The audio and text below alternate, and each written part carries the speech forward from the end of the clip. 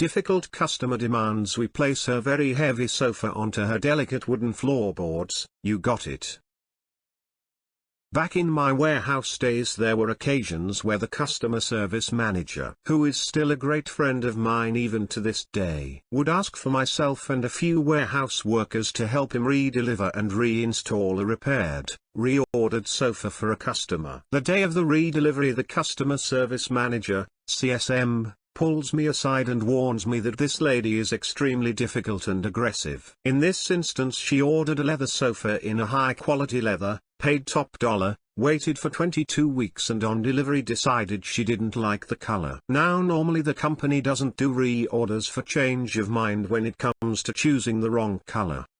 But this lady made such a fuss and complained so much that the general manager made an exception. We get to the home and our contract driver is just unloading. The customer has chosen a massive 3-seater recliner with a metal frame and bracket on the bottom. Normally with the metal bracket comes special plastic stoppers that go on each foot of the frame and each edge of the metal bracket so that no damage will occur to a customer's floor. As we carefully navigate the sofa into this lady's lounge room, she starts switching loudly that us warehouse workers are dirty, idiots, lazy, too slow. We begin to unwrap the lounge and this lady is getting impatient. She's witching to the CSM how much longer is this going to take. CSM reassures her that we are taking our time to ensure that the sofa is unwrapped and in perfect condition. What we also note is this lady has light wooden floorboards. So, I immediately move to start placing the stoppers on the floor. This woman starts shrieking. Why is he touching my lounge? Is he breaking it? Me, no miss, I'm just. Woman, don't talk to me. Get your filthy hands away from my lounge. Me, I just need a few seconds to put these rubber. Woman, put my lounge down. Now. Or I'm calling the manager. I shoot a look to the CSM and he just shrugs. We place the sofa directly onto the floorboards and we can already hear a scrape. CSM hands the lady his paperwork. She signs off on a successful redelivery, and signs off that we have assembled the lounge as required and placed it where she wants. This lady smirks at us and plonks herself down onto the lounge. There's a scraping sound as the metal frame digs into the wooden floorboards. We grab all the plastic packaging and make our way back to the store. Guess what was waiting for us? A customer complained. According to this lady, we damaged her very expensive floorboards. CSM shows where this customer signed off on a successful redelivery and that we assembled and placed the lounge to her satisfaction. She got exactly what she asked for. Now to the comments. Now normally the company doesn't do reorders for change of mind when it comes to choosing the wrong color. But this lady made such a fuss and complained so much that the general manager made an exception. And this is why people continue to act like douches. Because it gets results. If she was that difficult and aggressive, that's even more reason to stick to the policy. Worked in fast food. The witchy people get what they want to make them go away. No matter how absurd or stupid, it's easier than listening to them and denying them repeatedly. Sorry, but the customer is often wrong. I was so proud of my older brother when he was the GM of a fast food restaurant. His policy was that he didn't put up with people treating his employees like shit, because he knew he had good people. Whenever anyone crossed a line, he'd ask them to leave the premises. No excuses.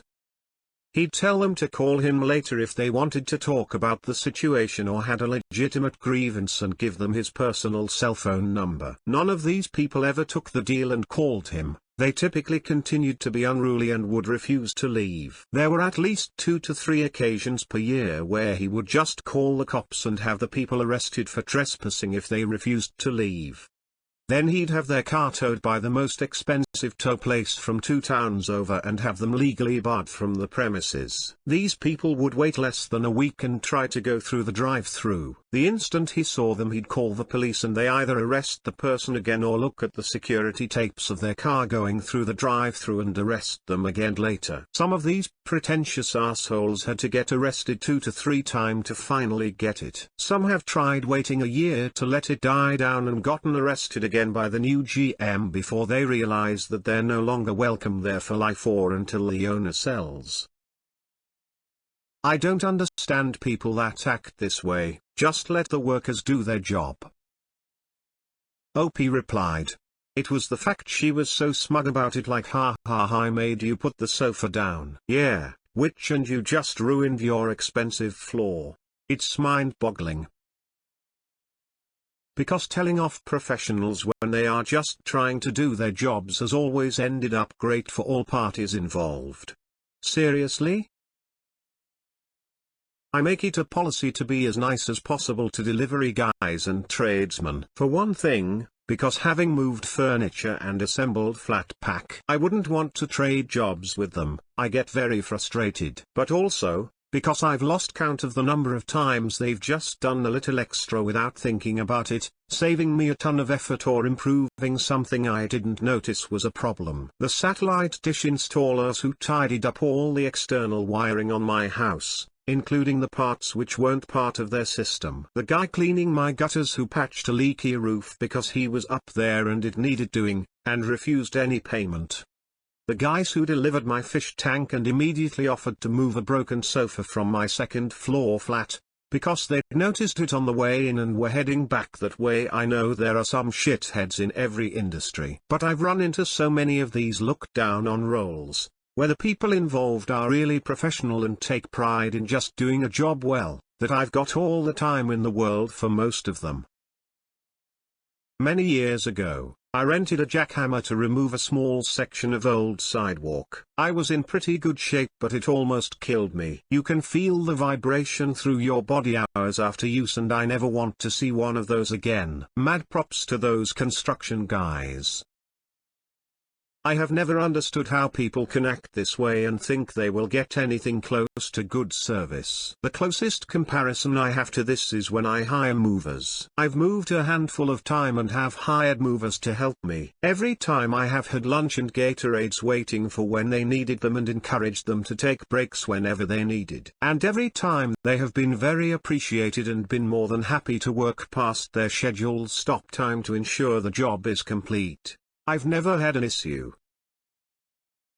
You're the type of customer that keeps us from tearing out our hair, ha ha. Back in my retail days, when TVs still had tubes, I was loading a 32 for a woman, and when I got outside, instead of an SUV or minivan that could actually haul it, she had a newish luxury car. Late 90s Mercedes or something. I figured the best option was to angle it in the trunk and tie down the deck lid, but it looks like it could rain, so she wasn't having it and wanted to see if it would fit in the seat if we removed the box. I spent way too long trying to convince her not to, but she was adamant. I did the best I could with some of the packaging to protect her upholstery and got it situated in the front passenger seat without damaging anything, and she left. Went back inside and told my manager and warned her that the woman's leather seats were likely to get mangled by the TV before she got it back out of the car, and that she should expect a call. We got the call the next day and the manager pushed it up to corporate, so I don't know if she ever got anything out of it.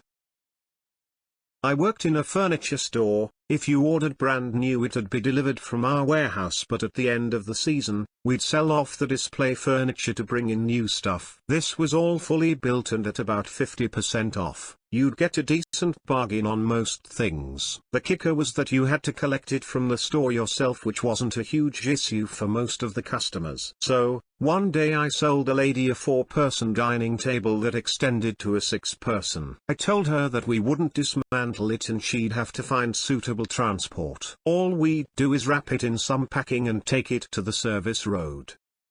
As I told everybody. So, she turns up to get it in a ducking Ford car. Not even a newer one, like those early 2000s ones. My boss was furious and she insisted I told her we'd take it down, so I got a disciplinary, which